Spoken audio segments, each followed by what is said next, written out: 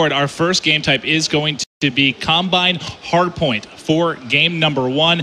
This is set to be just a ridiculous matchup here. Now, Combine is set in the remote Egyptian Sahara. This vertical farming and sustainability research facility pays fast and frantic with tight interiors, an open middle, and a dangerous flank path. I think this is going to be an absolute battle. We've had some really back and forth games throughout the past couple days. Right, the middle of the map gets crazy, and you're able to win those gun engagements with assault rifles from base to base. It's got a wall you can actually wall run to the opposing team's base, and then that far side of the map has that wall running spot all the way on the opposing side. So that is a good flanking area to get to the opponent's base.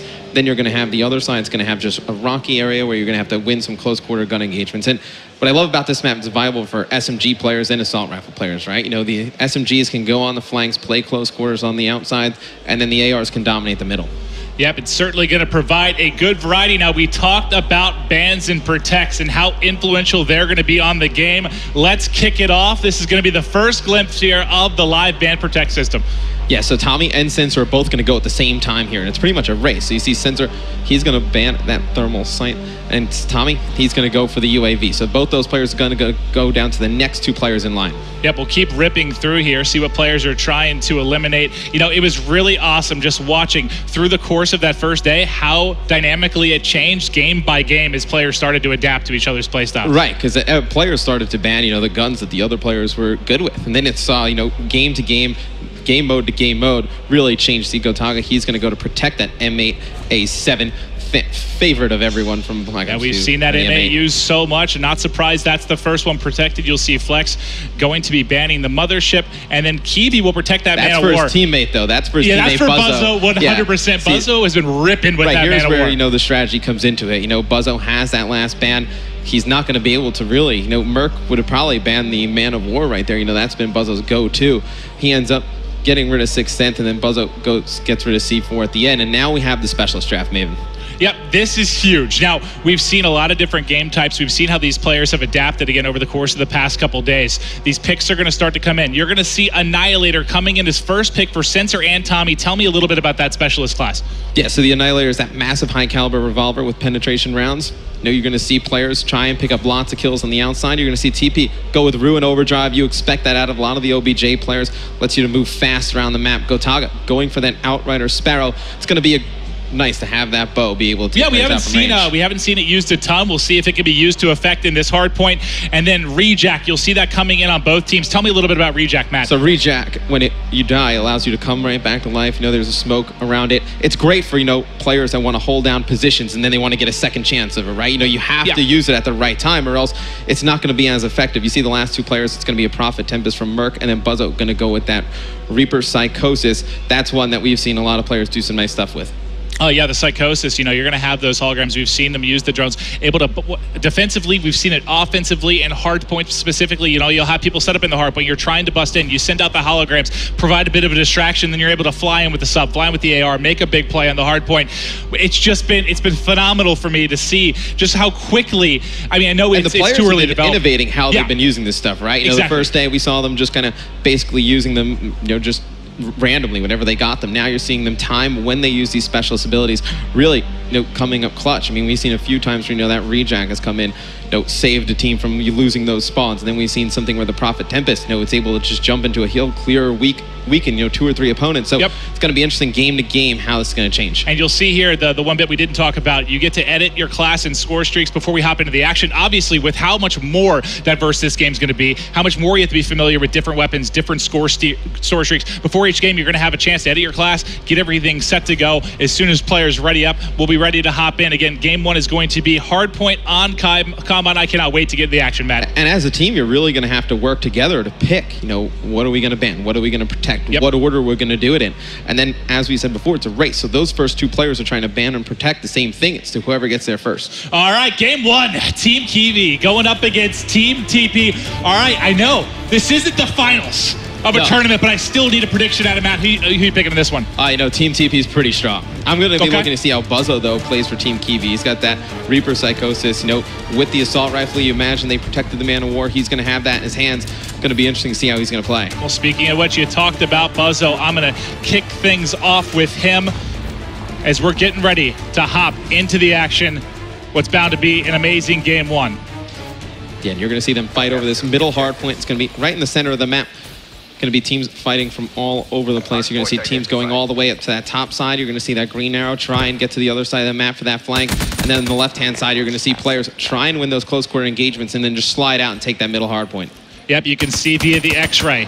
Obviously, that is just for you viewers at home, and us casters able to get vision on where the pushes are coming for. Buzzo is going to be taken out after he started out 2-0. Going to switch over to Team TP. Tommy also 2-0. He's set up in the hard point right now, trying to get as much time as he can for his team. Out to an early lead here. Now, one thing I want to touch on as we're early into the game, we have a little bit of time to talk here. This has been a great addition. You have the ability here now on the controller. Widget, yeah. You pull up the widget here for each player. You can go through, you'll see at the bottom middle of the screen here, but you can see Psychosis. He has the Man of War. You can go through all the perks, see everything that they have on their class, able to pop it right back out. It's incredible here for us and for you at home to see what's going on in the action. It's such a great little graphic end feature in the Codcaster mode. I mean, makes it so easy for the broadcast. It just looks great and professional. And you see Buzzo on a 5 streak now, has that Psychosis ability. It'll be interesting to see when he decides to use that. He's getting close to his streaks as well, Maven, so he's going to try and set up for this next hill, regen some health, try and get those streaks. As we remember back to Black Ops 2 competitive play, how large were score streaks? Huge. It just completely changes the game. It's amazing to have them here in Black Ops 3, as we'll see Buzzo so close to streaks, and now he's going to have it set up. Going to have the Hellstorm missile, going to be set up for when he comes off a spawn. We're going to stay on with him, as he's got his specialist ability up. He's fully got loaded. streaks. I mean, he has his specialist ability. He has 2 score streaks. The Hellstorm and that Guardian will decide when he uses it, and that's what's going to be the whole metagame, right? You're going to have that pre-match metagame deciding, what we're going to protect, what we're going to ban, what specialists we're going to use, and then in-game, right? When to use score streaks is such a large part of Black Ops 2. Now it's when to use your score streaks and specialist abilities, because those special abilities can change around the game, right? This hard point's so close. Let's say there was a ruin with the gravity spikes. He was able to just jump in there, clear a hard point out like that. You wouldn't want to waste that. You see, that is going to be the Nomad using his rejack ability to come back to life right there. Yeah, I'm going to keep eyes on with Tommy real quick, just because he's 9-6. He has the Annihilator in his pocket when he's ready to use that. We've seen that be used very effectively in different game modes. There it is. There's the one-shot kill. Can he get a second? Able to pick it up as he's heating up with the Annihilator. You see, he's got 5 shots left in that. They've got a 23-point advantage here, and Tommy's starting to roll. And we've seen some players do some great things with the Annihilator. He absolutely destroys Gotaga there. And they're just able to push out those spawns and really just lock it down for the team. I mean, how huge on a hardpoint, Maven, is when your team gets control, you're able to push out, take 2, 3 players out from the next wave of the opponent. It's able to buy your team, 20, 30 seconds on the hill. Well, we had Kiwi in the hill. He's 11-9, going to end up dropping here. They're trailing big time. We've seen some great comebacks in this game already as we've been watching just the action again over the past couple days. We already see Sensor here. He's going to push forward with the Kuda. Not able to win that gunfight. He is going to end up dropping. They're starting to mount the comeback right now for Team Kiwi. And I got to go back to Buzzo, though. He hasn't even used his streak set. He's still holding on to the specialist. I'm going to keep going back to him just so you at home can get an eye of when he's going to start to put these into effect. Yeah, you definitely want to see his Psychosis come into effect. It's going to be awesome. So you see that Nomad ability, that rejack coming into effect again. He had no idea where that player was going to come up and go once he's out of that smoke. And see, Buzzo gets taken out by that guy, but it's all timing on when to use these, Maven. You see Buzzo just waiting for the perfect opportunity to do so, because his team is still pretty close in the game, right? There's no reason to panic right now. Still 6 minutes, 20 seconds to go. You're going to expect him to hold on to it when it's really, in a clutch situation. And TP right now, on the side of Team TP, starting to pull away a bit here. 40-point advantage. I'm going to stay with him through the respawn. He's 16-11. You can see he has his specialist ability locked and loaded as well. Beginning to heat up here. Starting to really pull away. Excellent job from his side thus far. The specialist abilities are going to change from player to player. You see the overdrive is going to be activated by TP. He's going to get that fast player movement cross map. You're going to see OBJ players in lots of, objective-based game modes obviously use this, and as he's using that Kuda probably the favorite of the SMGs from the players thus far. Yeah, you can see how fast he was able to get into the action, get back to that hard point, pick up the 2-piece there with the sub. Great stuff from TP, and they're completely in control of this game right now, look back to Black Ops 2, right, for competitive games. There was the OBJ players, the anchors. Now, with the specialist abilities, you're going to have different, anchors, and OBJ players play differently. Like an anchor, for instance, would probably use the Outrider Sparrow, the compound bow, able to just stay at range and pick players off. Maybe they use the Annihilator pistol, able to pick up some easy kills on the rotation, or even, you could say you can use the combat focus, earn more towards score streaks. While it's activated, rack them up. And here's you see the compound bow come into effect. Sorry, Sensor, going to stick that one in your back. He's going to tag him up, just trying to pick one up, gets hit markers, and in comes the Sparrow kill for Gotaga as he's able to take out Merc. It's such an awesome animation when he hits him with the bow. It's just awesome. Watch the players fly back. You see Tommy with that Annihilator pistol yet again, picking up another one. He has been so good on when to use that. Though he's done a great job knowing when the players are coming off spawn and from where, and then using that specialist ability, able to pick up 2-3 kills for his team. And Buzzo pushing in, still has the Hellstorm, still has his specialist to work with as well. He's got 3 players in front, getting pushed, not able to clean it up. You can see we've got like 5:45 on the clock right now, and this one just continues to pull away here. Yeah, and you see Flexi with the Kuda, going to be playing pretty OBJ-minded near the hill. He's going to have one player use that reflex ability outside. Now they're just going to watch this side door.